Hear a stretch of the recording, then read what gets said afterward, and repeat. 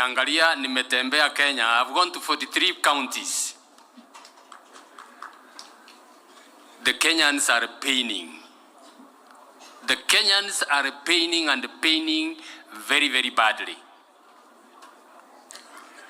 Kitu nakubaliana na nyinyi ya kwamba it will be a terrible thing, and I have said this before, it will be a tragedy if we allow Ruto to come back.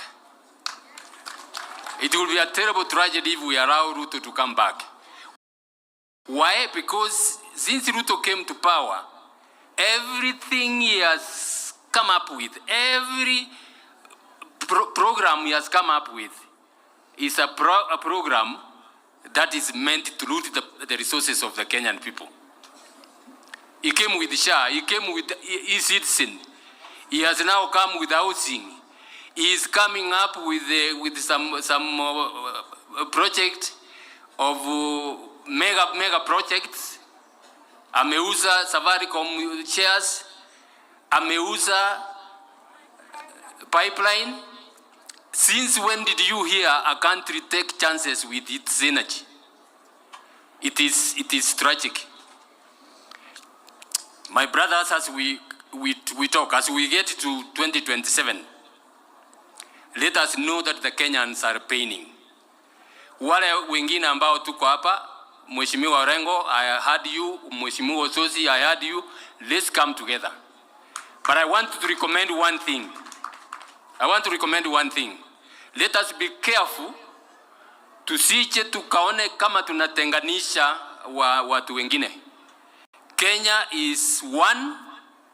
Let us come together. And by the way, remember the communities. There are some minority communities that are paining very badly. Tusije tukazungumuse vile tunataka kutoa Ruto, lakini tusungumuse tukikumbuka ya kwamba iko ndugu zetu from minority communities, na wao wasikizwe. You know, Kenya is a democratic country, but unfortunately, the leadership of this country embraced an extractive system.